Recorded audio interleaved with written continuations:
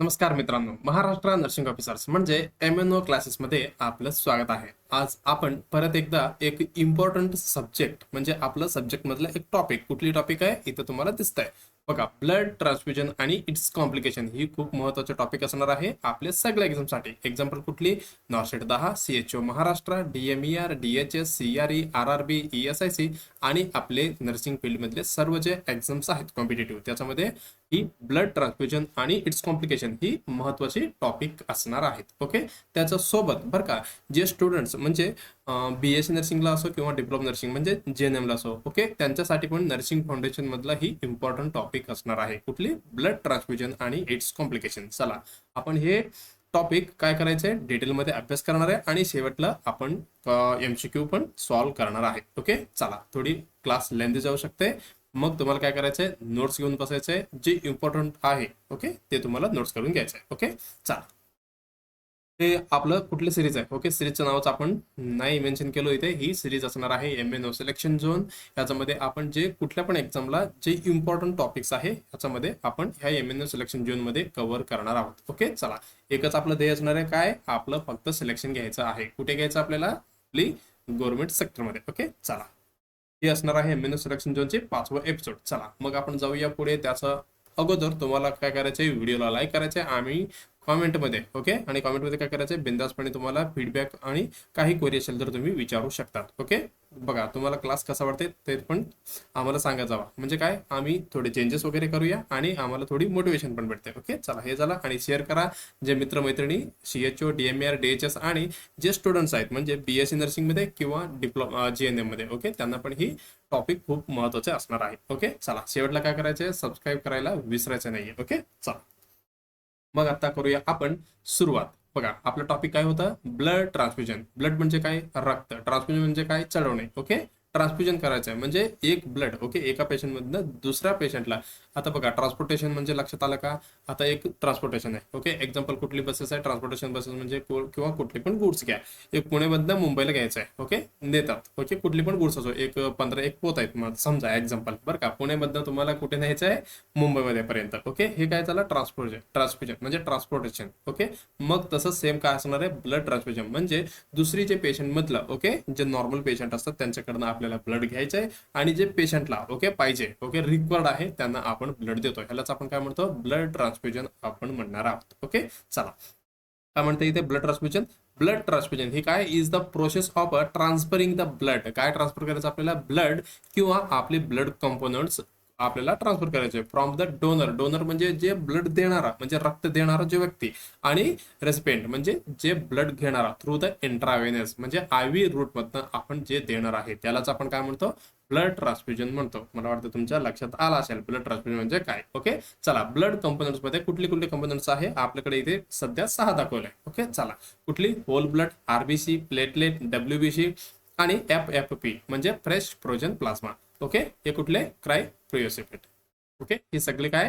हे आपलं blood components आहे. चला आपण होल ब्लडचा थोडं अभ्यास करणार आहे. ही 1 युनिट व्हॉल्यूम. बघा कधी पण तुम्हाला म्हणतील त्यांनी 1 पॉईंट तुम्हाला काय करायचं आहे, होल ब्लड लावायचे. मग 1 पॉईंट म्हणजे किती असणार आहे त्याच्यामध्ये असणार आहे 350 ml. किती? 350 ml आहे. आपण काय म्हणतो 1 युनिट. Okay, 1 pint. ओके, ते पॉईंट आहे बघा, 1 पॉईंट. पॉईंट म्हणजे काय? ते पिंट असणार आहे म्हणजे त्याच्यामध्ये 500 ml असतात बरं का. जे झालं आपलं ड्रग ऍडमिनिस्ट्रेशन मधलं जे अब्रिव्हेशन वगैरे असतात वगैरे त्याच्यामधलं म्हणतोय बरं का मी.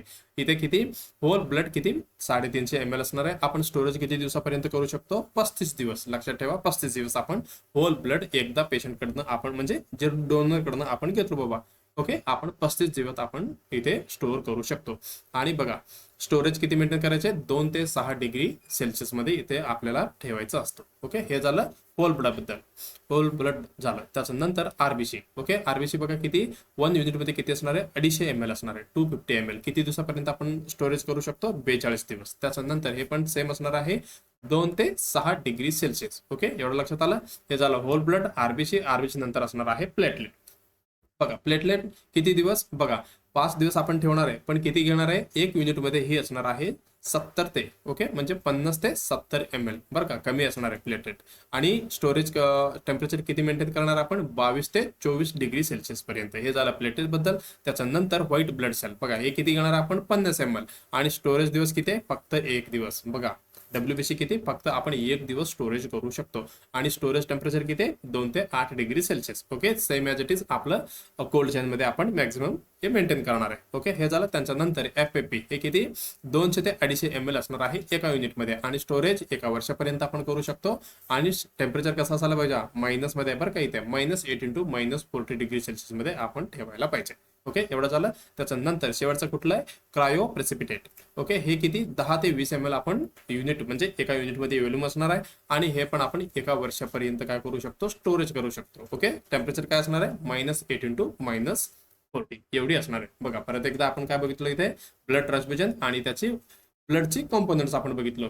म्हणजे एका युनिटमध्ये किती ml असतो आणि किती दिवस आपण स्टोरेज ठेवायचं आहे, आणि जे स्टोरेज आपण ठेवणार आहे ओके, टेम्परेचर किती मेंटेन करायला पाहिजे आपण ह्याच्यामध्ये बघितलं. ओके, त्याच्यानंतर नेक्स्ट स्लाइडमध्ये बघा काय आपल्याला, बघा ब्लड बद्दलच इथे म्हणजे इन्फॉर्मेशन आहे.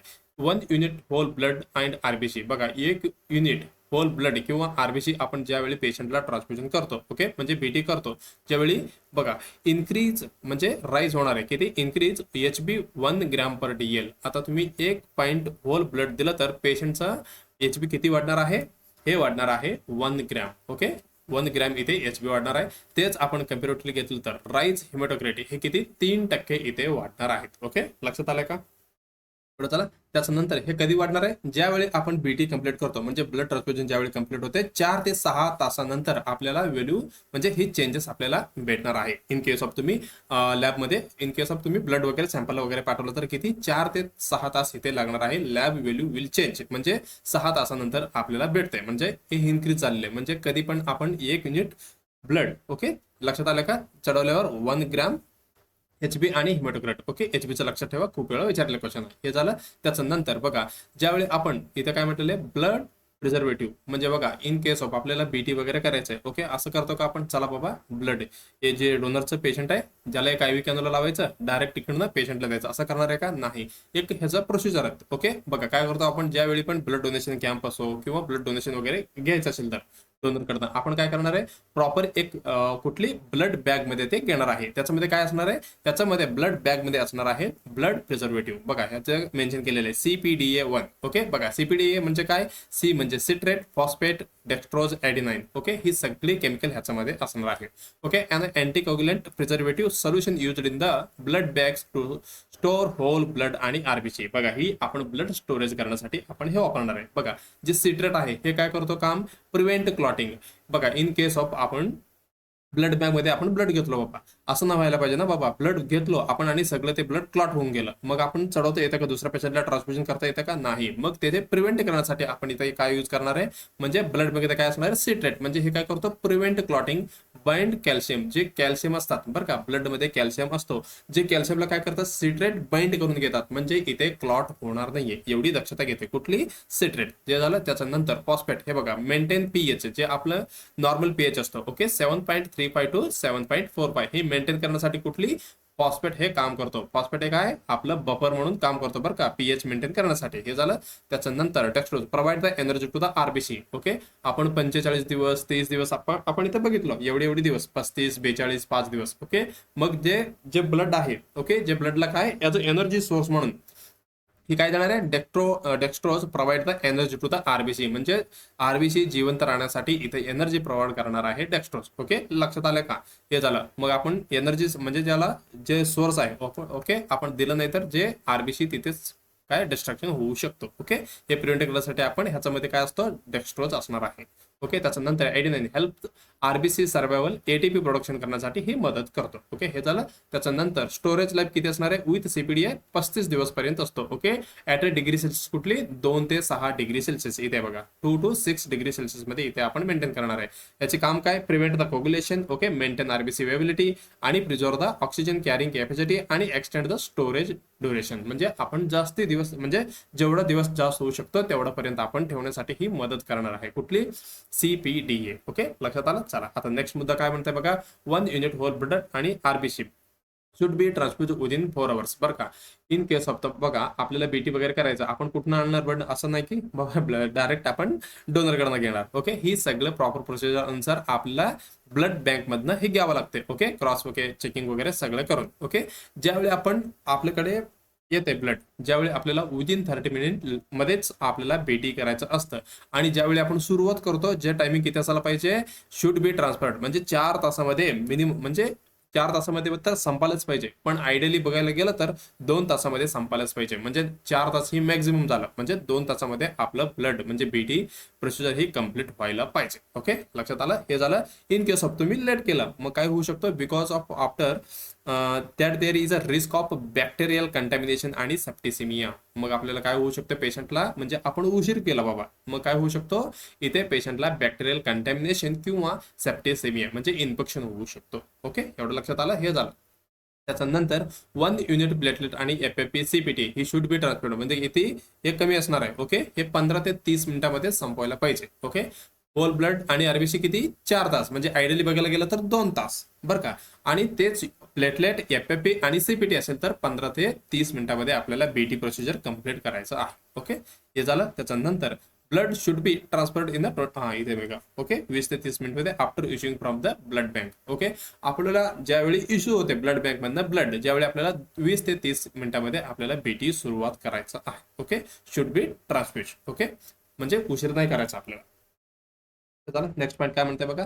Always transfuse pre warm blood. बघा, because cold blood may be cause काय कार्डियक डिसअरिथमिया आणि हायपोथर्मिया. बघा, ज्यावेळी आपण ब्लड बँकमध्ये ब्लड स्टोरेज असतो, ज्यावेळी आपण किती मेंटेन करत होतो, एव्हरेज बघायला गेलं तर 2 ते 6 डिग्री सेल्सिअस मध्ये आपण ही ब्लड बँक ठेवलं होतं. बरं का. जे आपण इश्यू झाले इन केस ऑफ आपल्याला बीटी करायचंय, ज्यावेळी पेशंटसाठी ब्लड बँक इश्यू झाले, ज्यावेळी आपल्याला काय करायचंय, प्री वॉर्म करायचंय, ट्रान्सफ्युजन करायचं अगोदर आपल्याला ब्लडला वॉर्म करायचंय. बघा, आपलं जे ब्लड आहे ही आपलं नॉर्मल टेम्परेचर मध्ये असते. बरं का. आणि आपण किती 2 to 6 डिग्री सेल्सिअस म्हणजे ब्लडला एकदम थंड केलेलं आहे. असंच आपण थंड ब्लड म्हणजे कोल्ड ब्लड पेशंटला चढवलं म्हणजे ट्रान्सफ्युजन केलं तर आपल्याला कुठली कार्डियक डिसअरिथमिया किंवा पेशंटला हायपोथर्मिया होण्याची शक्यता असतो. मग ते प्रिव्हेंट करण्यासाठी आपण काय करतो, ब्लड द्यायचं अगोदर ब्लडला काय करतो, वॉर्म करतो. बरं का. ब्लड वॉर्मर असते जे आपल्याला वॉर्म करायचं म्हणजे थोडी गरमी करायचं असतं. ओके, अकॉर्डिंग टू जे पेशंटचं टेम्परेचर अनुसार. ओके, एवढं पण थंड नाही द्यायचं असतं आपल्याला.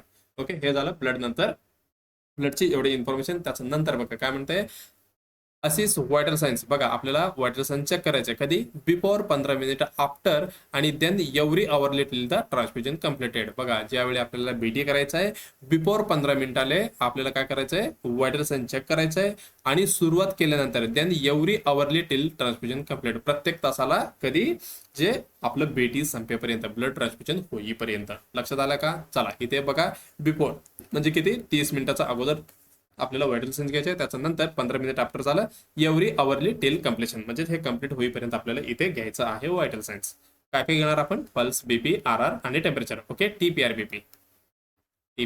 BP आपल्याला इथे घ्यायचं. ओके, एवढा लक्षात आलं. त्याच्यानंतर अ nurse should stay with patient. आपण काय जे नर्सिंग ऑफिसर असतात, ओके, स्टाफ नर्स, बघा, विथ स्टे करायचंय कुठे विथ पेशंट सोबत फर्स्ट 15 मिनिट. ओके, कशासाठी, because the most transfusion reaction occur within 15 minute or first 50 ml of blood transfusion first. बघा, ज्यावेळी बीटी आपण सुरुवात करणार आहे, ज्यावेळी जे नर्सिंग स्टाफ किंवा नर्सिंग ऑफिसर असणार आहे आपण, ओके, जे आपण पेशंट सोबत थांबायला पाहिजे कधी फर्स्ट 15 मिनिट आणि जे आपलं ब्लड आपण ट्रान्सफ्युजन करतोय त्याच्यामधलं 50 ml पेशंट मध्ये ट्रान्सफ्यूज झाल्यानंतर किंवा त्याचा मध्येच. ओके, त्याचा अगोदरच आपल्याला इथे काय रिॲक्शन म्हणजे ट्रान्सफ्युजन रिॲक्शन भेटणार आहे, म्हणून आपण ऑब्झर्व करण्यासाठी तिथे थांबणे गरजेचं असणार आहे.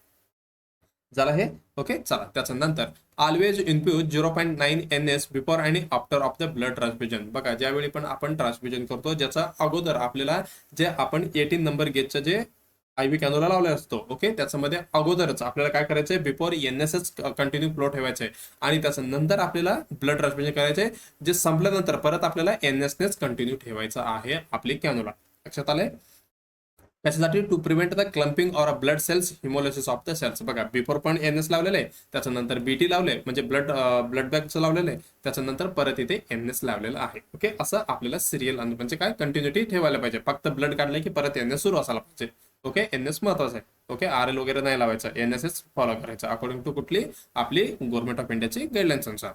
चला नेक्स्ट काय म्हणते बघा, BT set should be change after the each unit of the transfusion. आता समजा पेशंटला 2-3 पॉईंट चढवायचा आहे. ओके, ज्यावेळी आपण काय करणार आहे, प्रत्येक ब्लड बॅगसाठी किंवा प्रत्येक पॉईंटसाठी वेगळी म्हणजे सेपरेट बीटी सेट घेणार आहे. म्हणजे जे यूज झालेले आहे ते आपल्याला परत वापरायचं नाही आहे. हे झालं बीटी सेट बद्दल. त्याच्यानंतर डिले ब्लड ट्रान्सफ्युजन. आपण उशीर गेलं तर काय होऊ शकतो, इफ बॉडी टेम्परेचर राईज होऊ शकतो पेशंटला. आपण प्रिव्हियसलीच बघितलं, काय लेट झालं तर काय सेप्टिसिमिया किंवा बॅक्टेरियल कंटॅमिनेशन होऊ शकतो पेशंटला. म्हणजे ह्याच्यामुळे काय इन्फेक्शन होतं ब्लड आपण ट्रान्सफ्युजन मध्ये वगैरे उशीर केलं तर.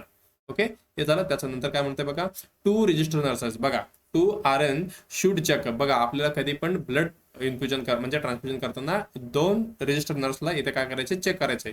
बघा काय काय चेक करणार, ब्लड बॅग चेक करणार, पेशंट आयडेंटिटी म्हणजे ब्लड बॅग आणि पेशंट जेच आहे का म्हणजे आपण बीटी देणार आहे. ओके, ज्याच्यानंतर doctor prescription of the blood transfusion म्हणजे डॉक्टरनी बीटी साठी इथे प्रिस्क्रिप्शन वगैरे लिहिले का नाही. ओके, ही सगळी 2 नर्सने म्हणजे काय 2 रजिस्टर नर्सने ही चेक करायचं असतं. ओके, थोडं झालं. त्याच्यानंतर नेक्स्ट बघा, flow rate of a blood transfusion कसं ठेवायचं आपल्याला.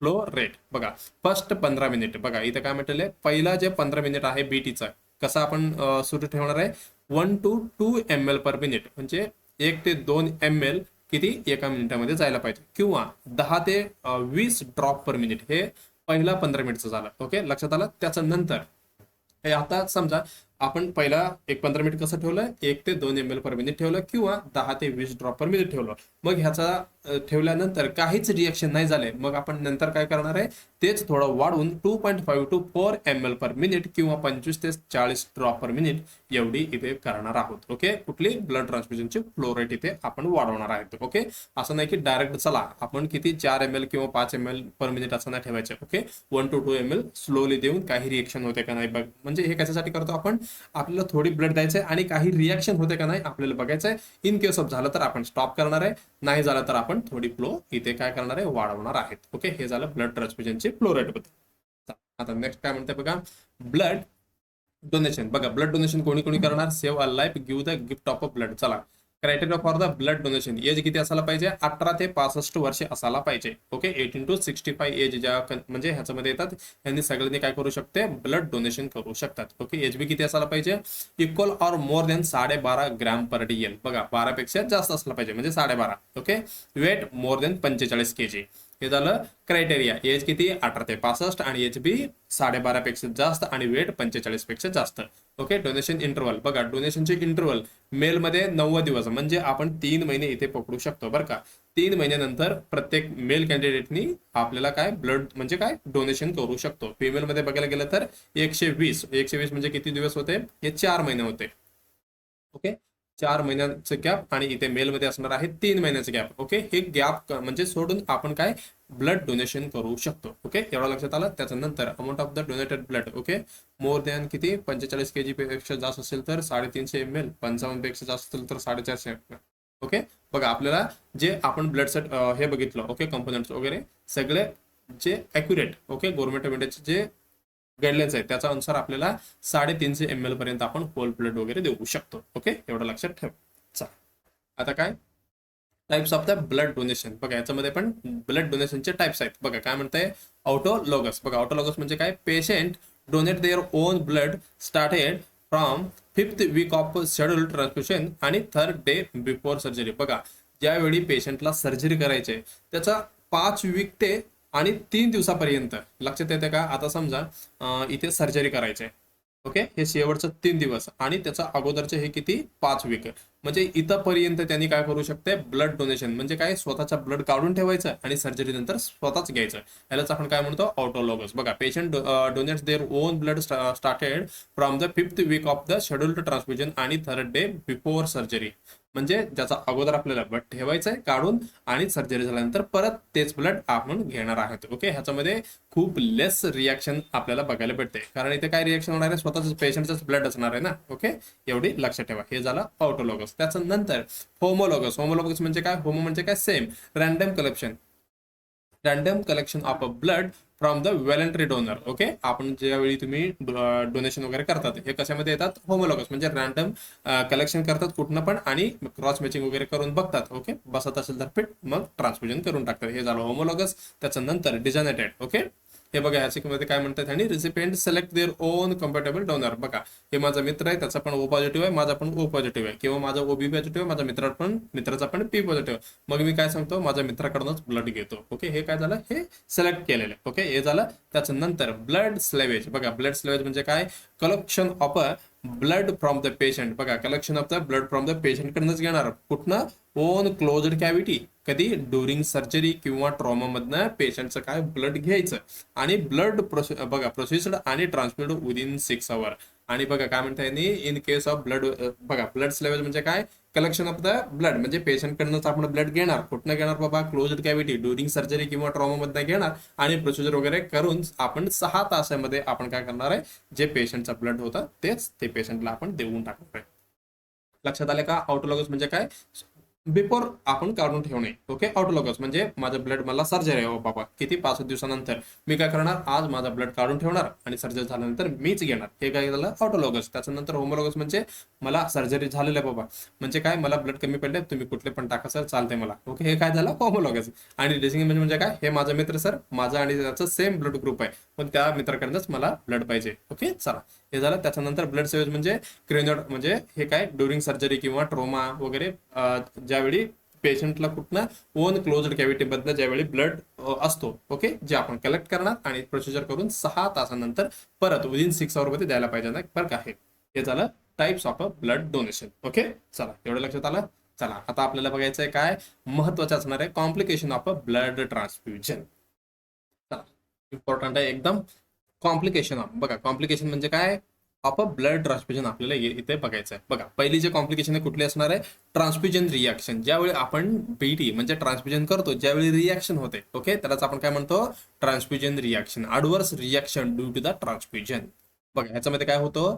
इमिडिएट. बघा, इमिडिएट विदिन 15 मिनिट किंवा 50 ml ऑफ बीटी म्हणजे ब्लड ट्रान्सफ्युजन ज्यावेळी होते, ज्यावेळी काय होणार आहे आपल्याला? Transfusion reaction. म्हणून आपण काय म्हणत होतो? पहिलाचा 15 मिनिट किंवा 50 ml पेशंटचा बॉडीमध्ये जाईपर्यंत आपल्याला पेशंट सोबत स्टे म्हणजे पेशंट सोबत थांबायचंय. म्हणजे काय, शक्यतो जे पेशंटला काही रिॲक्शन वगैरे झालं की म्हणजे सिम्टम्स वगैरे काही साइन्स अँड सिम्टम्स असेल, तर आपल्याला जे प्रिव्हेंशन म्हणजे अगोदर जे कॉम्प्लिकेशन पुढे म्हणजे घातक होऊ नये म्हणून आपण तिथे आपण बघणार आहेत. ओके, एवढं लक्षात आलं. इन केस ऑफ डिलेड असेल तर बघा काय त्याच्यामध्ये साइन अँड सिम्टम्स काय बेस होणार आहे? पेशंटचं चिल्स असणार आहे, पेशंटला एकदम थंडी लागणार आहे आणि रॅशेस इथे भेटतो आणि इचिंग होते, स्वेटिंग आणि बीपी कमी होते आणि डिसपनिया, डिफिकल्टी इन द ब्रीथिंग आणि विचिंग, वीक रॅपिड पल्स. ओके, एवढी इथे आपल्याला साइन अँड सिम्टम्स आपल्याला भेटतो. कशामध्ये? ट्रान्सफ्युजन रिॲक्शन मध्ये. बघा, हे झालं. त्याच्यानंतर नर्सिंग इंटरव्हेन्शन ऑफ द ज्यावेळी रिॲक्शन होते एवढी सिम्टम्स बघा, कुठली चिल्स असो, रॅश असो, इचिंग, स्वेटिंग आणि बीपी, हायपरटेन्शन, डिसपनिया, डिफिकल्टी होणार आहे आणि विचिंग आणि आपलं वीक म्हणजे वीक आणि रॅपिड पल्स इथे असतो. ज्यावेळी आपण काय करणार आहे? नर्सिंग इंटरव्हेन्शन आपल्यासाठी खूप महत्वाचे असणार आहे. बघा, एकदम पहिल्या स्टार्टिंगला कुठली काम करणार आहे? जे महत्वाचं असणार आहे. काय करतो आपण? Stop the blood transfusion. एकदम स्टार्टिंगला आपल्याला काय करायचंय? जे ब्लड ट्रान्सफ्युजन आहे ज्याला बंद करून टाकायचं आहे. ओके, ज्याच्या नंतर change the tubing downward and keep Wien open by the 0.9% NS. आता तुम्हाला मी सांगितलं, ज्यावेळी आपण बिफोर बीटीचा अगोदर आपण NS लावायचं आणि बीटी नंतर पण परत NS.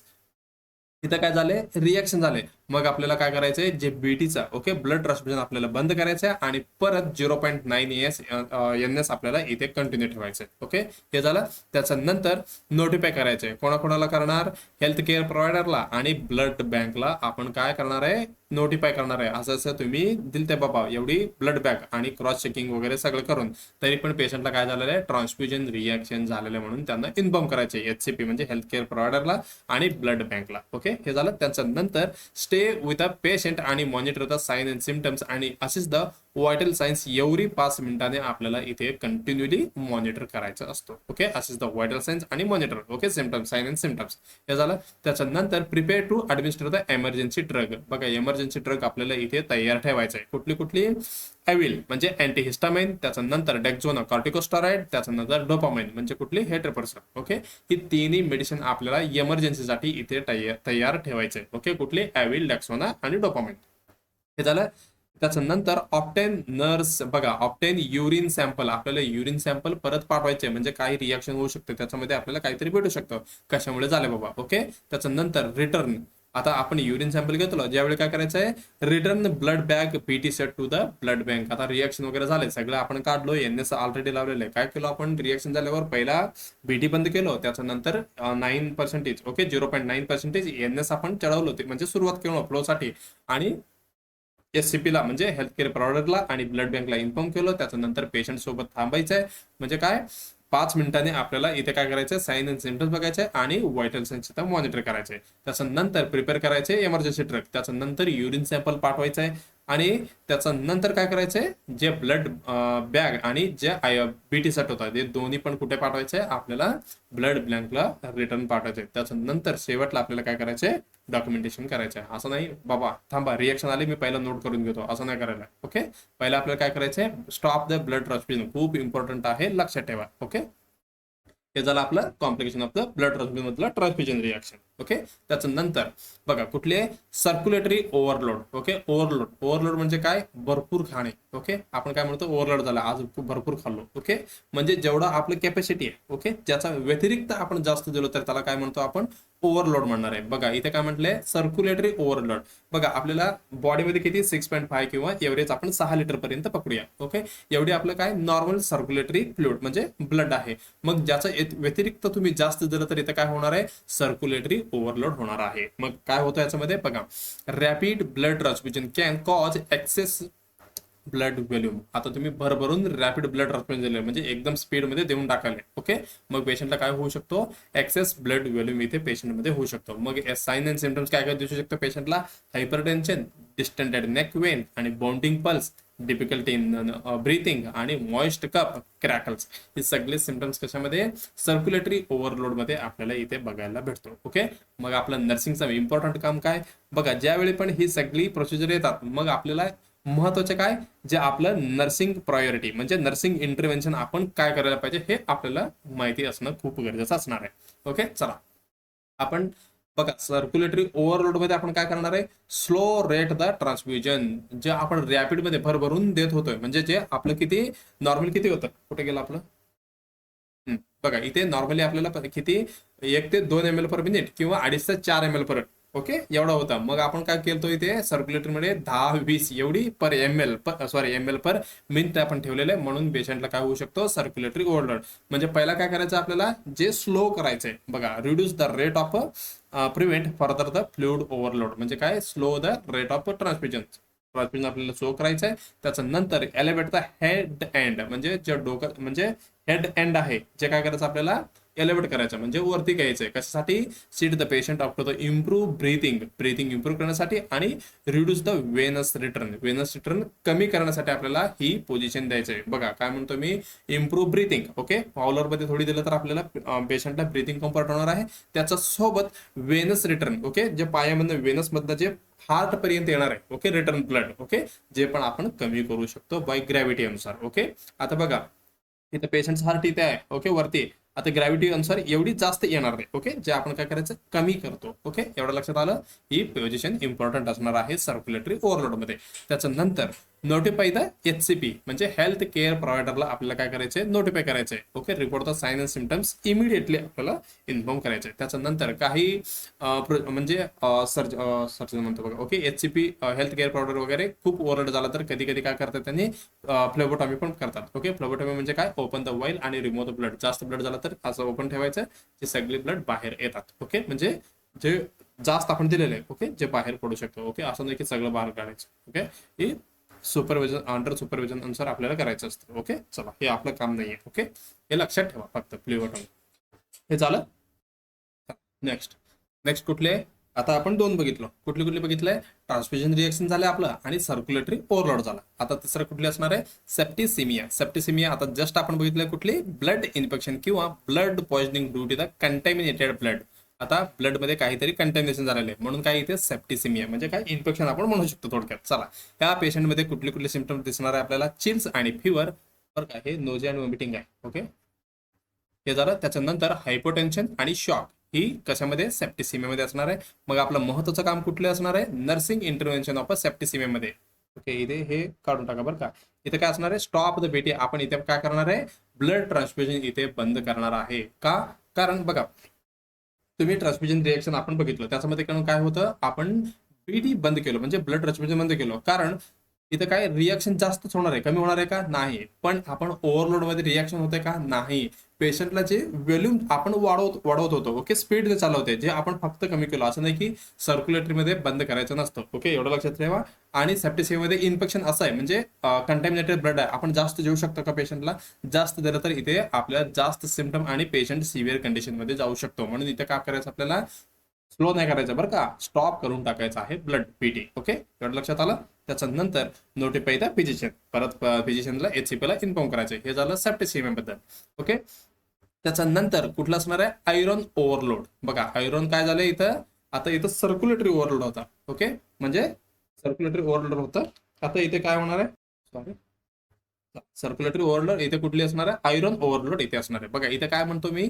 Delay complication due to the multiple BT. आता बघा, आपण मल्टिपल म्हणजे काय? आपण ब्लड ट्रान्सफ्युजन जास्त देणार आहे, एकापेक्षा जास्त. ओके, मल्टिपल टाइम दिलं तर ह्याच्यामध्ये काय होणार आहे? आयरन ओव्हरलोड होणार आहे. बघा, प्रत्येक आपण बघायला गेलं तर आरबीसी मध्ये आयरन असणार आहे. आपण मग जास्त जे मल्टिपल बीटी केलं तर काय? जे याच्यामध्ये काय आयरन जास्तच असणार आहे. मग इथे काय? आयरन ओव्हरलोड होणार आहे. ओके, सिम्पटम्स याच्यामध्ये काय दिसतो बघा?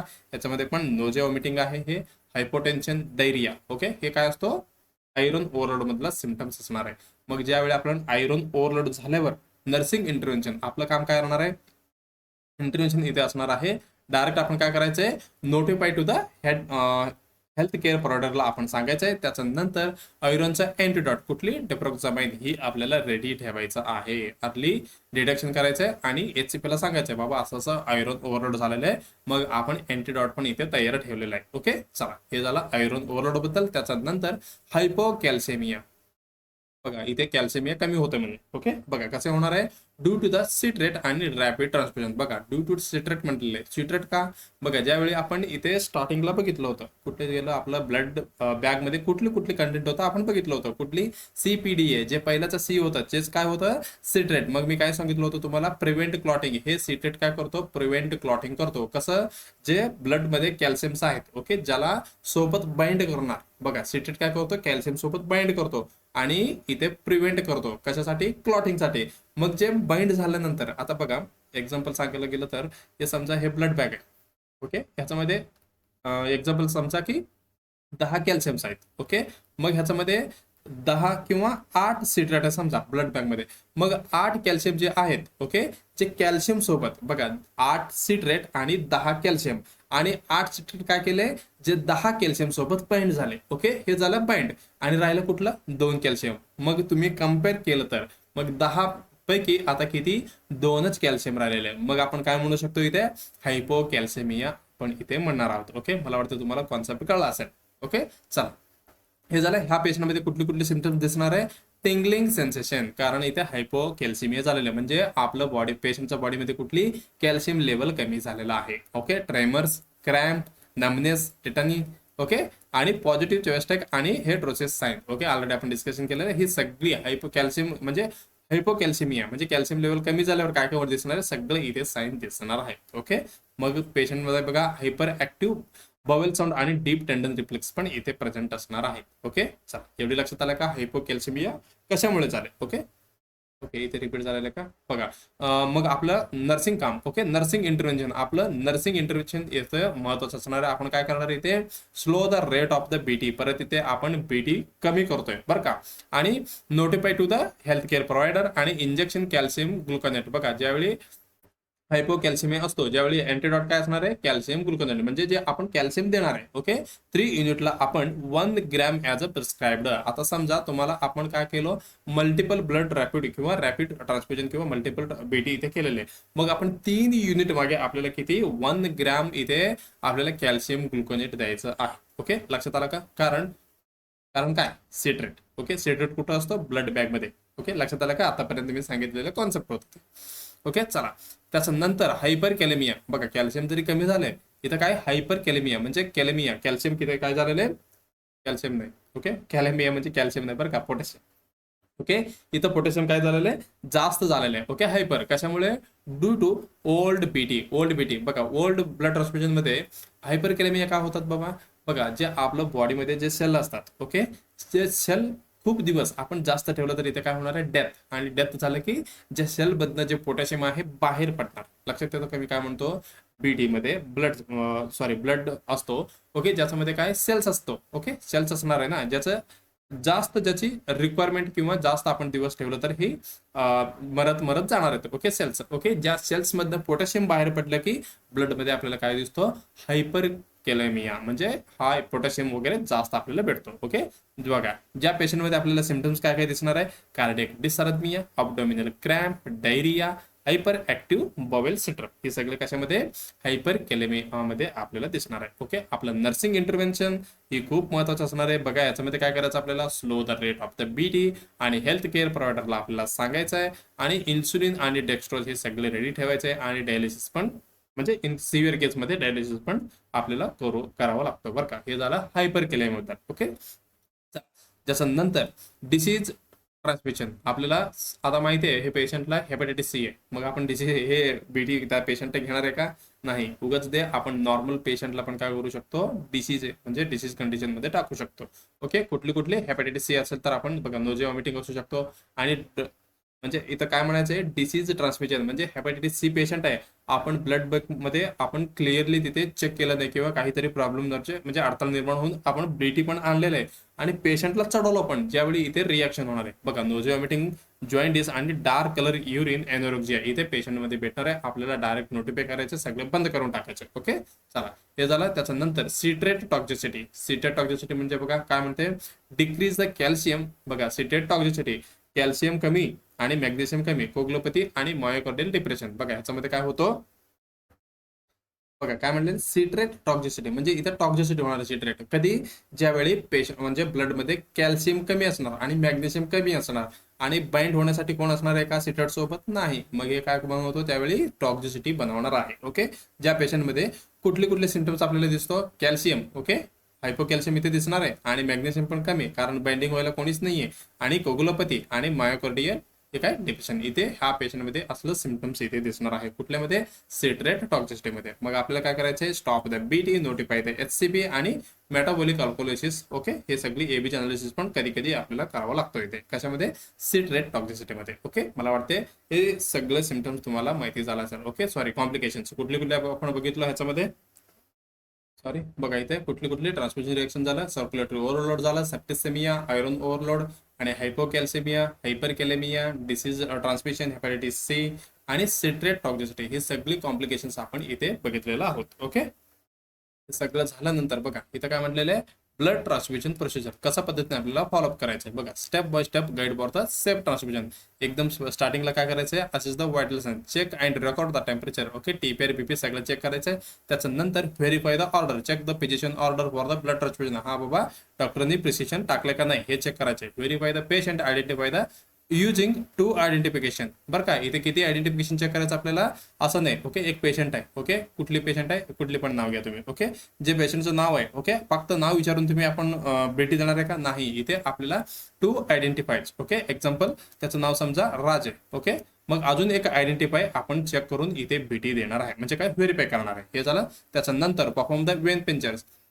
आयव्ही कॅन्युलेशन करायचं, सिलेक्ट अन अप्रोप्रिएट वेन आणि perform the vein puncture using the aseptic technique. कुठली गेज इथे 18 गेज म्हणजे 18 गेज आपण आयव्ही कॅन्युला इथे यूज करणार आहे. ओके, त्याच्यानंतर आपण start 9%, okay 0.9% NS, okay normal salary आपण इथे सुरुवात करणार आहे.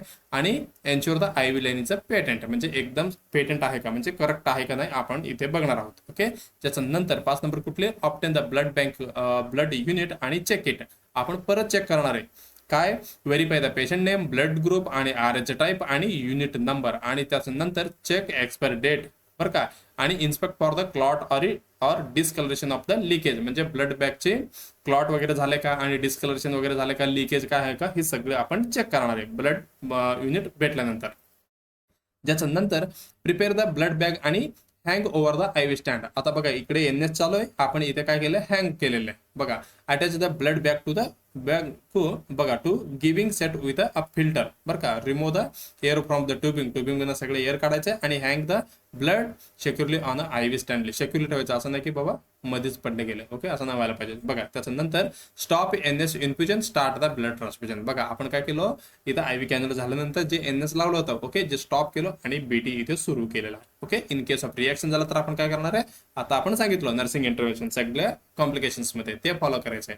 आणि काहीच नाही झालं तर मग आपण BT संपल्यावर परत इथे कशाने NS ने आपण कंटिन्युटी म्हणजे पेटंट ठेवणार आहे. ओके, चल कंटिन्यू ठेवणार आहे. हे झालं ब्लड ट्रान्सफ्युजनची प्रोसिजर झाली. बघा शेवटचं काय राहिलं आपलं ब्लड बॅग होतं ज्याच्यावरती असं मेन्शन आहे बघा. Okay, CPDA. ओके, आपण बघितलं ना ह्याच्यामध्ये कंटेंट वगैरे. ओके, सिट्रेट आपण बघितलं, फॉस्फेट बघितलं, डेक्स्ट्रोज, ॲडिनाइन, ही सगळी ब्लड बॅग आणि इट कंटेंट्स. ओके, ही सगळी त्याच्यामध्ये असणार आहेत. ओके, सिट्रेट कशासाठी, बाइंड कॅल्शियम. ओके, ही प्रिव्हेंट क्लॉटिंग. ओके, हे क्लॉटिंग थांबवतो आणि हे काय करतो मेंटेन pH आणि हे एनर्जी ठेवतो.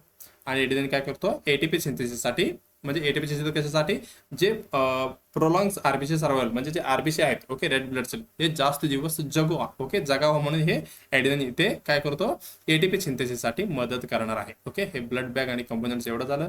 मेन बॅग किती 450 ml विथ CPD सोल्युशन असणार आहे. आणि हे काय सॅटेलाइट बॅग्स. ओके, हे सॅटेलाइट बॅग झालं. त्याच्यानंतर होल ब्लड. ओके, हे RBC झालं, हे प्लेटलेट फ्रेश, हे FFA. ओके, हे कलर असा असतो बरं का अंदाज. ओके, एवढं ॲक्युरेट नाही म्हणजे हा कलर म्हणजे तुम्ही असं सेम हेअर म्हणून कॅरम आहे बघायचं. ओके, हे झालं. त्याच्यानंतर हे निडल आहे, इकडे टोपिंग असणार आहे. ओके, इथे सगळे आपल्याला एक्सपायरी डेट वगैरे सगळं चेक करायचं असतं. ओके, हे झालं ब्लड बँक बद्दल. ओके, चला इथं आपलं ब्लड ट्रान्सफ्युजन कम्प्लिटली इथं डन झालेलं आहे. मग आपण काय करणार आहे, एकदा फक्त बघून आपल्याला इथं काय करायचं आहे, आपण MCQ इथे सॉल्व्ह करणार आहे. बघा BTचं आपण बघितलं, होल ब्लडचं हे सगळी कंपोनंट्स. त्याच्यानंतर ब्लडची डिटेल बघितलं, हा बाबा किती तासामध्ये द्यायला पाहिजे, ते किती टेम्परेचरमध्ये आपल्याला मेंटेन करायचे आणि काय केलं तर म्हणजे स्टार्टिंगला किती व्हायटल सन चेक करायचं आहे 15 मिनिटं, हे सगळं आपण इथे कव्हर केलेलं आहे बरं का. सगळं झालं का 15 मिनिट इथे. ओके, आपण स्लो किती फ्लो ठेवायचं, किती रजिस्टर नर्सने चेक करायचं, काय काय चेक करायचं. ओके, कन्फर्मेशन पेशंटचं कसं करायचं, हे डोनेशनच्या बद्दल आपण बघितलं, टाइप्स ऑफ डोनेशन आणि कॉम्प्लिकेशन सगळे आपण बघितलेलं आहे. ओके, चला मग आपण काय करूया त्याच्यानंतर. ओके, फक्त इथे एक ॲडव्हर्टाइजमेंट आहे. ओके, चला तुमच्यासाठी काय म्हणताय, आपलं एमिनो क्लासेसच्या प्लेलिस्टमध्ये एमिनो सिलेक्शन झोनच्या सिरीजमध्ये व्हिडिओ आहेत आणि त्याच्यानंतर टार्गेट CHO सिरीजमधला पण व्हिडिओ अवेलेबल आहेत आणि CHO PYQ आणि DHS DMRचा PYQ पण अवेलेबल आहे, जे 2023 मध्ये कम्प्लीट म्हणजे एक्झाम झालेले त्याचे बरं का. आणि कशा पद्धतीने तुम्हाला तयारी करायचं असेल, ओके DMR आणि डेटचं, ओके हे पण व्हिडिओ मी ऑलरेडी बनवून सिलेबस वगैरे सगळं टाकलेलं आहे, तुम्ही बघू शकता. ओके, हे झालं. त्याच्यानंतर आपल्याला काय करायचं आहे, MCQ इथे सॉल्व्ह करायचं. ओके, मला वाटतं एक 30+ इथे काय MCQ आहे, आपण पटकन इथे सॉल्व्ह करत पुढे जाणार आहोत. ओके, चला पहिला क्वेश्चन काय म्हणते, why are blood transfusions given. आपण BT कशासाठी देतो, only to increase the amount of blood, फक्त आपण ब्लड वाढवण्यासाठी. Only to increase the blood's ability to carry O2 म्हणजे जे आपलं RBC मध्ये जे ब्लड एबिलिटी असते म्हणजे O2 कॅरी करण्यासाठी, जे वाढवण्यासाठी. आणि only decrease the risk of bleeding म्हणजे जे ब्लिडिंगचं रिस्क असतो जे कमी करण्यासाठी. बघा कशासाठी करणार आहे? आपण अमाऊंट वाढवण्यासाठी 100 चेक करतो आणि आपलं एबिलिटी टू कॅरी ओटो, ओके, हे पण महत्वाचं आहे, हे पण वाढवण्यासाठी आपण देतो. आणि decrease the risk of bleeding, बरं का. काही पेशंट ओटी मध्ये वगैरे असतात, ओके, ज्यावेळी आपण काय करतो, ब्लिडिंगचं म्हणजे ब्लिडिंग जास्त होऊ नये म्हणजे ऑलरेडी होणारच आहे, तरी पण आपण एक्स्ट्रा ब्लड करून ठेवतो, म्हणजे देऊन ठेवणार. कशासाठी? जे पेशंट हायपोमध्ये वगैरे नाही झाला पाहिजे, ओके. ही सगळे म्हणजे काय बरोबरच आहे. मग शेवटचं उत्तर कुठलं असणार आहे? Option D, all of the above. म्हणजे हे तिन्ही बरोबर आहे का? यस, हे पण बरोबर आहे, हे पण ए बी सी तिन्ही बरोबर आहे. मग आपलं उत्तर कुठली? डी उत्तर एकदम बरोबर असणार आहे. ओके, चला तुम्ही एक काम करा बरं का.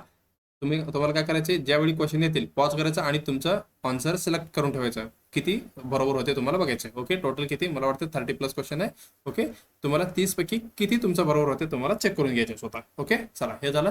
त्याच्यानंतर next, effect of the platelet transfusion is checked by. आता काय करायचं, आपल्याला प्लेटलेट ट्रान्सफ्युजन चेक करायचे. मग काय करणार आपण? इन्क्रीज द हिमोग्लोबिन लेवल आणि इन्क्रीज द हिमोग्लोबिन लेवल आणि reduce Ojing of a blood from the puncture site. बघा, प्लेटलेट काय करतो, हे काय करतो, आपलं क्लॉट फॉर्मेशन करतो. मग आपण इथे ठरणार आहे का हे उत्तर बरोबर असणार आहे का? येस, आपण थोडे पेंडिंग मध्ये ठेवूया. शेवटचं काय म्हणते बघा, रिड्यूस बॉडी टेम्परेचर, हे काही संबंधाचं नाहीये. आणि हिमोग्लोबिन हे आपण होल ब्लड दिल्यावर वाटतंय, मी ऑलरेडी तुम्हाला सांगितलं. ओके, 1 पॉईंट दिल्यावर. ओके, हे झालं. त्याच्यानंतर ह्याची उत्तर कुठली बरोबर असणार आहे? Reduce the Ojing of a blood from the puncture site. Okay, in case of puncture site असेल, प्लेटलेट कमी असेल, तर इथे काय असणार आहे, ही ब्लिडिंग कंटिन्यू सुरूच असणार आहे. मग प्लेटलेट फंक्शन करतंय म्हणजे चेक, म्हणजे त्याचं काम व्यवस्थित चाललंय बाबा म्हटल्यावर काय, जे ओजिंग होतं इथे काय होणार आहे, रिड्यूस होणार आहे. ओके, लक्षात आलं का? मग इथे दुसरं उत्तर आपलं एकदम बरोबर असणार आहे. ओके, हे झालं सेकंड. आता तिसरं बघा काय म्हणते, blood should B stored at a which temperature. म्हणजे कुठली टेम्परेचरमध्ये आपण ब्लड स्टोअर करतो. ओके, आता आपल्याला आपण डिस्कशन केलेलं आहे. ओके, 20 डिग्री नाही, ॲट रूम टेम्परेचर नाही, 20 ते 0 नाही. मग कुठलं उत्तर बरोबर असणार आहे? 2 ते 6 एकदम उत्तर बरोबर असणार आहे. ओके, कुठली 2 to 6 डिग्री सेल्सिअस मध्ये आपण इथे स्टोरेज करतो. ओके, चला नेक्स्ट काय म्हणते बघा, before giving the blood transfusion, म्हणजे ब्लड द्यायचा अगोदर the nurse must note that date, time, collection and must be aware that the packed RBC can be stored up to. म्हणजे डायरेक्टली ह्यांनी काय विचारते, आरबीसी आपण ब्लड, ओके, हे point कधीपर्यंत स्टोरेज आपण करू शकतो. ओके, 25 दिवस, 35 दिवस, 45 दिवस आणि 55 दिवस. ओके, कुठले उत्तर बरोबर असणार आहे याचं? ही उत्तर असणार आहे 35 दिवस, एकदम उत्तर बरोबर असणार आहे, 35 डेज. ओके, हे झालं चौथं उत्तर. त्याच्यानंतर for a blood donation a donor should be have a haemoglobin level. किती असायला पाहिजे? किती होतं? More than or equal 12.5. Okay, इथे कुठलं असणार आहे? ओके, अकॉर्डिंग टू बघायला गेलं तर ओके, ही 12 एकदम उत्तर बरोबर असणार आहे बरं का, 13 नाही 12. ओके, 12 उत्तर ही एकदम बरोबर असणार आहे. ओके, हे झालं. त्याच्यानंतर a unit of a blood content how much amount of a blood. बघा, एक युनिट मध्ये किती ब्लड असणार आहे? ओके, आपण स्टार्टिंगलाच बघितलं किती, 350 ml. ओके, किती? 350 ml. 100 नाही, 200 नाही, 400 नाही, किती? 350 ml असणार आहे. कुठली? तिसरी उत्तर इथे एकदम बरोबर असणार आहे. ओके, चला आता नेक्स्ट काय म्हणते बघा, how often can donor give the blood. बघा काय म्हणते ह्यांनी, किती often can donor give blood, म्हणजे आपण जे देणार आहे, ओके, डोनर आहे, किती वेळा, म्हणजे एव्हरी किती महिन्याला ब्लड देऊ शकतो? एनी टाइम असं देऊ शकतं का? नाही. Every 2 months, every 3 month, every 6 month. कुठलं होतं इथं? मेल आणि फिमेल पण कन्सिडर नाही केलं. ओके, आपण काय नॉर्मल अडल्ट इथे, अडल्ट, ओके, अडल्ट मेल आपण कन्सिडर करूया. सॉरी, चला मग कुठली उत्तर इथे बरोबर आहे? एनी टाइम देणार आहे का? नाही. 2 महिन्याने? नाही. मग कुठे? आपण 3 महिन्याने आपण ब्लड देऊ शकतो. ओके, किती? 90 दिवसानंतर एवढी गॅप आपल्याला ठेवायचं आहे. ओके, फिमेल मध्ये किती? 120 डेज. ओके, हे झालं मेल मधलं आणि हे झालं फिमेल मधलं. ओके, इथे हे 3 महिने होतात बरं का, इथे 4 महिने होतात. ओके, 4 तर इथे ऑप्शन मध्ये नाही यायचंय. मग आपण 2, 1 हे पण गेलं, 2 पण गेलं, 6 पण गेलं. ओके, राहिलं कुठलं? 3 मंथ. मग आपली उत्तर तिसरी एकदम इथे बरोबर असणार आहे. ओके, एवढं लक्षात आलं. चला नेक्स्ट कुठली आहे? काय म्हणते, a neonate requires blood transfusion after birth. बघा, म्हणजे काय, बीटी म्हणजे ब्लड पाहिजे, कुठले? निओनेट आहे. ओके, जस्ट जन्माला आलेले. Which of the following cannulation site is most prepared. बघा, निओनेट आहे. ओके, निओनेट मध्ये आपण कुठली जे कॅन्युलेशन प्रिपेअर करणार आहे? स्कॅल्क्वेन नाही, इंट्राओसियस नाही, अम्ब्लिकल कॉर्ड आणि सबक्लिव्हन हे पण नाही. आपण अम्ब्लिकल कॉर्ड इथे प्रिपेअर करणार आहेत. ओके, तिसरं उत्तर इथे एकदम बरोबर असणार आहे. नेक्स्ट बघा, donation of the patient's own blood prior to his schedule surgery. Okay, आपण ऑलरेडी डिस्कशन केलेलं आहे. ओके, हेट्रोलॉगस नाही, मोनोलॉगस नाही, होमोलॉगस नाहीये. हे कुठलं असणार आहे? ऑटोलॉगस. ओके, एकदम उत्तर कुठली बरोबर असणार आहे? पहिलं उत्तर इथे बरोबर असणार आहे. ओके, चला नेक्स्ट काय म्हणते बघा. What should be the nurse immediate decision on a physician order of a give 1 unit of a blood intravenously. आयव्हीने देऊन टाका. मग काय करतो बघा, प्रिपेअर द पेशंट. काय करायला पाहिजे आपण? Prepare the patient, collect the blood unit and clarify the order with the physician prior to admission. असं करतो का? नाही. सिकिंग बघा assistance from the head nurse आणि नर्सिंग सुपरवायझर. गरज नाहीये, डॉक्टर प्रिस्क्रिप्शन टाकलेलं इथे. कलेक्ट द ब्लड युनिट आणि ट्रान्सफर द पेशंट. पेशंट कुठे ट्रान्सफर करणार? ब्लड बँकला? नाही. Clarify the order with a physician आणि prepare the patient and collect the blood unit. Yes, हे कुठली एकदम बरोबर उत्तर असणार आहे चौथे. ओके, चला त्याच्यानंतर blood transfusion should B completed within the 4 hours. का? हे कशासाठी आपण म्हटलं होतं. Okay, contaminated bacterial. हे काय? बॅक्टेरियल म्हणजे बॅक्टेरियल ग्रोथ होऊ शकतं किंवा सेप्टिसेमिया होऊ शकतो. ओके, हे काय? प्रिव्हेंट हिमोलिटिक ट्रान्सफ्युजन रिएक्शन नाही. प्रिव्हेंट फ्लुइड ओव्हरलोड नाही. प्रिव्हेंट हायपोथर्मिया नाही. मग आपण इथे काय? Prevent bacterial growth. ओके, तिसरे उत्तर एकदम बरोबर असणार आहे. त्याच्यासाठी आपल्याला काय? Within 4 hours. ओके, आयडियली किती? 2 तासामध्ये आपण द्यायला पाहिजे. ओके, 2 तास पण लक्षात ठेवा. झालं. त्याच्यानंतर 12वा क्वेश्चन काय म्हणतंय. When administering the blood to the patient it is important. काय इम्पॉर्टंट आपल्यासाठी? Administer the each unit with a 6 hour period. नाही, 4 तासामध्ये, मॅक्झिमम 4 तास झाला. ओके, म्हणजे आयडियली बघायला गेलं तर 2 तास. Okay, use a volume control infusion pump to administer. नाही. Run the blood at a slower rate during the first 5 ते 10 मिनिटं. येस, एकदम बरोबर. बरोबर आहे ना? येस. आणि draw the blood sample from the patient immediately after each unit is transfer. नाही. ओके, हे पण नाही. मग यांनी इथं काय म्हटलेलं आहे? When administering the blood. कधी आपण ॲडमिनिस्ट्रिंग करतो. मग हे तिसरे उत्तर एकदम बरोबर असणार आहे. ओके, चला नेक्स्ट काय म्हणते बघा. Blood transfusion should be started at a how many microdrop per minute and for a how long time. किती वेळापर्यंत? बघा कुठली असणार याच्यामध्ये? 10 ड्रॉप्स फॉर 10 मिनिट्स नाही.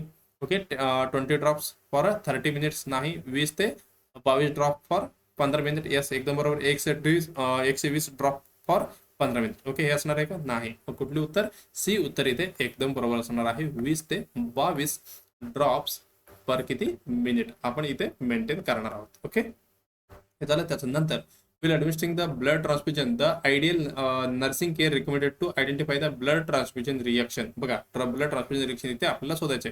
ओके, आपण कधी? स्टार्टिंग 15 मिनिट इथे बघणार आहेत. Okay, inspecting the 15 minute after the infusion started. Yes, एकदम बरोबर. Inspecting at the end of the transfusion. नाही. Inspecting once in every 30 minute. नाही. पहिला 15 मिनिट आपल्याला बघायचं आहे. Inspecting the whenever patient complete. ज्यावेळी कंप्लीट करतो ज्यावेळी पळून यायचं आहे का? नाही. इथं पहिलं उत्तर एकदम बरोबर असणार आहे. ओके, चल हे झालं. त्याच्यानंतर The following statement is true regarding the transfusion of the blood to the hemodynamic stable adult patient. बघा कुठली आहे याच्यामधले? एकदम बरोबर. 150 ml should be transfer within 15 hours. नाही, 15 मिनिट आहे बरं का. हे पण असणार आहे. आणि ब्लड शुड बी ॲडमिनिस्टर्ड स्लोली आणि completed not before 6 hours. Okay, 5 तासापर्यंत पण करू शकतो ना. नॉट बिफोर 6 म्हटलंय, मग हे पण चुकीचं असणार. ओके, आयडियली 2 तास आहे. Okay, transfusion should be completely within 4 hours. Okay, yes, एकदम बरोबर. आणि आयडियली बघायला गेलं तर 2 तास. Okay, unit of blood should be warm at a bedside for 1 hour before start. नाही नाही, आपण जे इश्यू झाल्यानंतर 30 मिनिटामध्ये आपल्याला काय करायचं आहे? पेशंटला देऊन टाकायचं आहे. मग प्री वॉर्म करणार आहे, पण एवढी वेळ नाही टाकणार आपण. 1 तास नाही घालवणार. ओके, हे पण चुकणार आहे. ओके, हे झालं. उत्तर कुठले असणार? तिसरे उत्तर एकदम बरोबर असणार. ओके, नेक्स्ट बघा काय म्हणते. when should be the baseline vital signs recorded before initiating the blood transfusion. कधी करणार आपण? 30 मिनिटं अगोदर. Okay, within the 30 minutes. Yes, एकदम बरोबर. विदिन 1 hour नाही. 1.5 तास नाही. 2 तास नाही. ओके, पहिला 30 मिनिटं. ओके, आपण ऑलरेडी हे डिस्कशन केलं. पहिलं उत्तर एकदम बरोबर असणार आहे. बघा नेक्स्ट काय म्हणते. which solution should be the nurse infuse before starting the blood transfusion. कुठली? 0.9%. ओके, 0. म्हणायला पाहिजे बरं का. 9% म्हणालो मी, हे चुकीचं आहे. ओके, 0.9 किंवा 0.9% तर म्हणायला पाहिजे. ओके, हे नॉर्मल सॅलरी आपण इथे काय करणार आहे? फ्लो करणार आहे. ओके, 5 डेक्स्ट्रोजिन वॉटर नाही. डेक्स्ट्रोज इथं हे पण नाही. RL तर पण नाही. मग आपण इथे काय देणार आहे? Normal NS. Okay, sodium chloride इथे देणार आहे 0.9%. ओके, कुठली उत्तर? दुसरी ऑप्शन ही एकदम उत्तर बरोबर असणार आहे. ओके, चला आता नेक्स्ट बघा काय म्हणतंय. A nurse should check the availability and patency of an intravenous assist line. कसं आपण चेक करणार आहे? Before bringing the blood unit to the ward. Okay, bringing blood unit म्हणजे जे ब्लड युनिट आणायला पाहिजे म्हणजे त्याचा अगोदर. Okay, after bringing the blood unit to the वॉर्डमध्ये आणल्यानंतर. आणि नेक्स्ट कधी विल ट्रान्सफरिंग द ब्लड म्हणजे ज्यावेळी आपण ब्लड ट्रान्सफ्युजन करतो त्यावेळी डायरेक्ट लावून बघायचा हा बाबा ही वेनस ओके इंट्रावेनस बरोबर आहे का नाही. आणि no require to be done, काय गरज नाही, डायरेक्ट आपण काय करायचं बीटी इथे सुरू करणार आहेत. ओके, कधी before bringing the blood unit to the ward म्हणजे ते ब्लड युनिट आपल्या वॉर्डला यायचं अगोदरच आपल्याला हे सगळं क्लिअर करून ठेवायचं आहे. ओके, मग आपली पहिली उत्तर एकदम बरोबर असणार आहे. ओके, त्याच्यानंतर नेक्स्ट बघा, which nursing action is the most important before starting an infusion of the packed RBC IV. बघा काय काय करणार आहे आपण स्टार्ट म्हणजे द्यायचं अगोदर weighing the patient as a baseline assessment आपण वेट चेक करणार, find out the whether the 18 gauge is a needed used. Okay, needle बरं का 18 गेज निडल इज यूज केलं म्हणजे आपण 18 गेज इथे यूज करणार आहे. बरं का, हे कुठले कलरचं असणार आहे कॅन्युला, एक ग्रीन कलरचं असणार आहे. Okay, check the H B and the H level नाही. आणि clearing the existing the tubing with 5% हे पण नाही. आपल्याला गरज कुठली आहे सध्याला, आपण जस्ट आता स्टार्ट करायचं आपल्याला इन्फ्युजन, मग आपल्याला 18 गेज निडल आहे का नाही हे चेक करणं खूप महत्त्वाचं असणार आहे. कुठली दुसरे उत्तर एकदम बरोबर असणार आहे. ओके, चला इंट्राव्हेनस केलं. ओके, कॅन्युला 18 केजीचा यूज कशासाठी, आता जस्ट म्हटलं आपण पीटी साठी हे यूज करतो, मेडिकेशन नाही. ओके, बीटी साठी आपण 18 गेज यूज करतो. हे झालं. त्याच्यानंतर rapid administration of the blood. Okay, rapid आपण ॲडमिनिस्ट्रेशन केलं blood containing the citrate cause. Okay, rapid भयानक केलं तर सिट्रेट काय करतो, जे कॅल्शियमला बाइंड करतो, मग पेशंटमध्ये हायपोकॅल्सेमिया इथे निर्माण होणार आहे. ओके, हायपो नाही, हायपरकॅल्सेमिया नाही, हायपरकॅल्सेमिया नाही, इथे हायपोकॅल्शियम म्हणजे तिसरी उत्तर इथे एकदम बरोबर जाणार आहे. ओके, सॉरी, हे तिसरी उत्तर हायपोकॅल्सेमिया इथे होणार आहे. ओके, कशामध्ये 21. Okay, rapid administration. ओके, ह्याच्यामध्ये एक म्हणजे रॅपिड आपण ॲडमिनिस्ट्रेशन केलं तर हे झालं. त्याच्यानंतर all are complications of a massive blood transfusion. Okay, बघा हे सगळी कशामधलं आहे, मॅसिव्ह ब्लड ट्रान्सफ्युजन्स आहेत. एकाला सोडून बघा हायपरकॅलेमिया. ओके, होतात कधी कधी.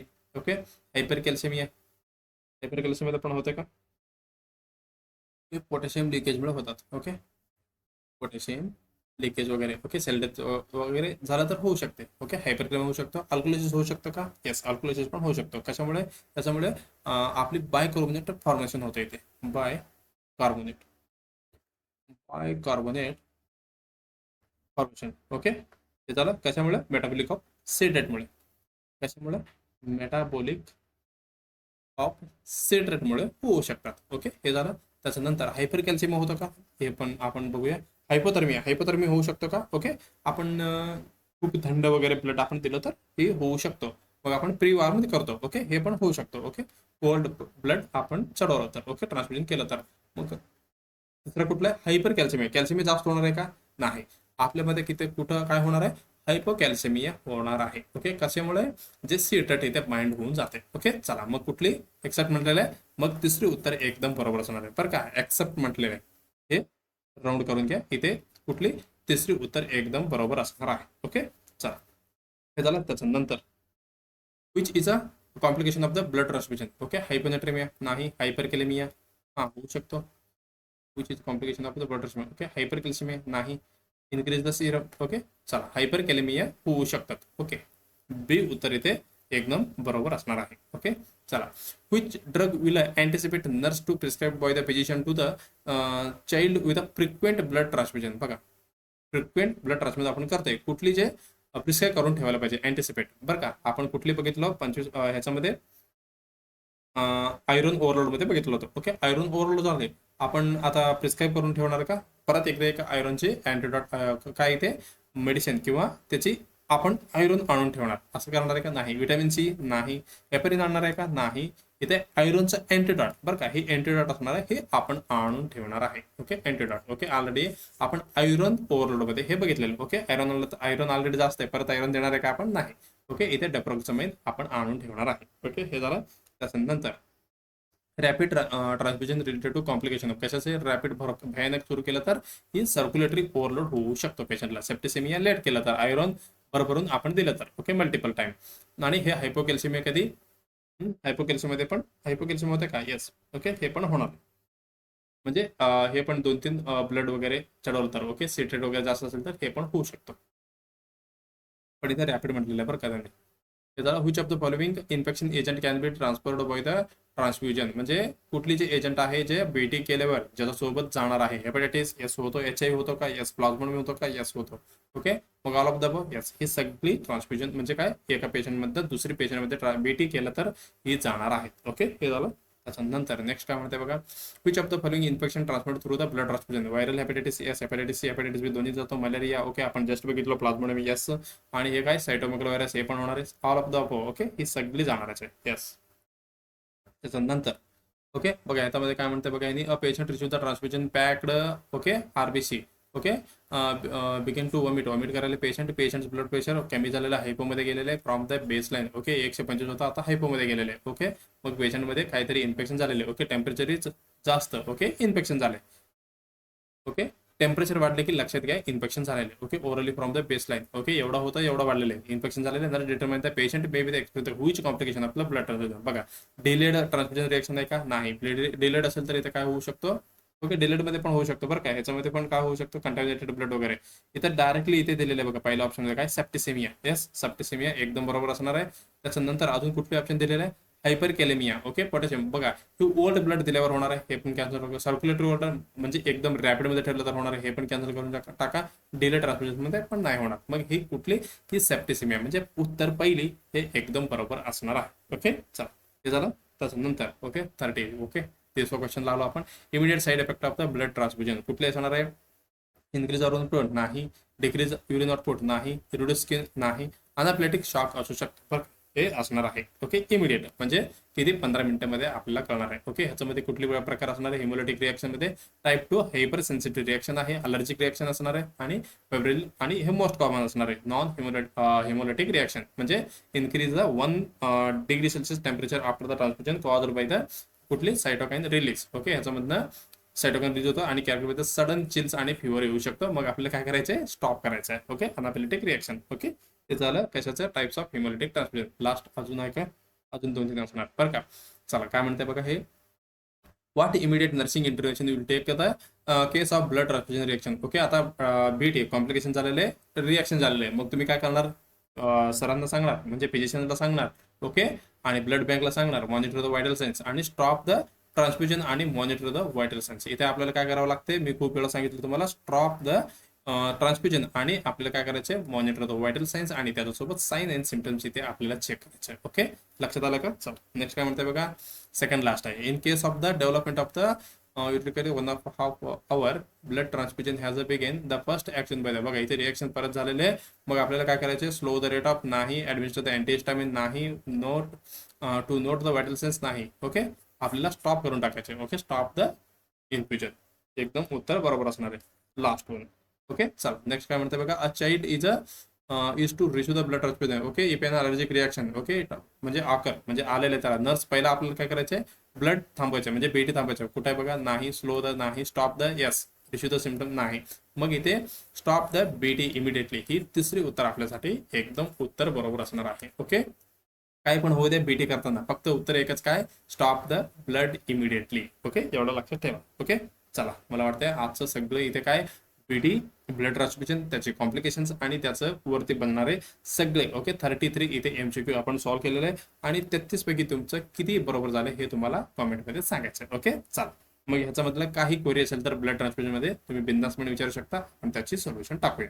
ओके चला, शेवटला काय करायचं, व्हिडिओला लाईक करायचे आणि कॉमेंटमध्ये बिंदासपणे क्वेरी तुम्ही टाकू शकता आणि फीडबॅक पण देऊ शकता. हे झालं. त्याच्यानंतर तुमच्या मित्रमैत्रिणी कोणी पण असो ओके, कॉम्पिटेटिव्हची तयारी असो किंवा BSc नर्सिंग किंवा JNM मध्ये असेल तर त्यांना पण आपल्या चॅनलचं लिंक शेअर करत जावा. ही ब्लड ट्रान्सफ्युजन सगळ्यासाठी महत्वाचं असणार आहे कारण हे आपलं कुठली नर्सिंग फाउंडेशन म्हणजे आपलं फाउंडेशन मधलं टॉपिक असणार आहे. ओके चला, शेवटला काय सबस्क्राईब करायला विसरायचं नाही. ओके चला, मग आपण परत एकदा महत्वाचं टॉपिक घेऊन लवकरात लवकर येणार आहे. मग काय करायचं, तुम्हाला स्टडी करत ठेवायचं आहे. ओके, कंटिन्यू ठेवायचं. ओके चला, मग आपण भेटूया नेक्स्ट व्हिडिओमध्ये. धन्यवाद.